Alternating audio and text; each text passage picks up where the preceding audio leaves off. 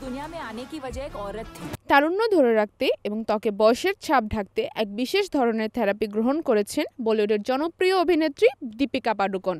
Singham again ছবির shooting চলাকালীন সময়ে এই ত্বক চর্চা করেছিলেন তিনি।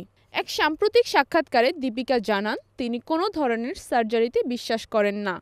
তার মতে সার্জারির মাধ্যমে মানুষের মুখের স্বাভাবিক গঠন পরিবর্তিত হয়ে যায়, বরং নন ইনভেসিভ চিকিৎসাই তার কাছে বেশি কার্যকর মনে হয়। এজন্য তিনি নিয়েছেন হাই ইন্টেন্সিটি ফোকাসড আল্ট্রাসাউন্ড, বা সংক্ষেপে হাইপোথেরাপি। ছুরি-কাঁচি ছাড়াই করা এই হাইপোথেরাপিকে অনেকটা সার্জারি ছাড়াই ত্বকচর্চা হিসেবে দেখা হয়। আল্ট্রাসাউন্ড প্রযুক্তির মাধ্যমে ত্বকের সূক্ষ্ম রেখা বলিরেখা ধীরে ধীরে মুছে দেওয়া হয়, ফলে ত্বক হয়ে ওঠে আরও বেশি টানটান ও উজ্জ্বল। এটি একটি আধুনিক অ্যান্টি এজিং পদ্ধতি যা যন্ত্রণা ছাড়াই কার্যকর ফল দেয়। এই থেরাপি ত্বকের কোলাজেন উৎপাদন বাড়িয়ে ত্বকের বার্ধক্যের চাপ কমাতে সাহায্য করে। শব্দ তরঙ্গ এমনভাবে ব্যবহার করা হয় যা ত্বকের মৃত কোষ ভেঙে ফেলে এবং নতুন কোষ গঠনে সহায়তা করে। এতে করে ত্বকের ভেতরের ক্ষতিগ্রস্ত স্তর সারিয়ে তোলা সম্ভব হয়।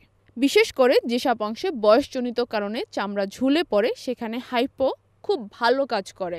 দীপিকার মতো 40 ঊর্ধ্ব নারীদের চোখের নিচে গালের ত্বকে বলিরেখা পড়া খুব স্বাভাবিক। অতিরিক্ত প্রসাধনী ব্যবহারেও এই সমস্যা আরও তীব্র হয়। তাই একবার হাইপোথেরাপি করিয়ে নিলে ভবিষ্যতে আর কোনো ধরনের সার্জারির প্রয়োজন পড়ে না। শুধু মুখ নয়, গলা, হাত, বুক এমনকি উরু পর্যন্ত এই পদ্ধতি প্রয়োগ করা সম্ভব।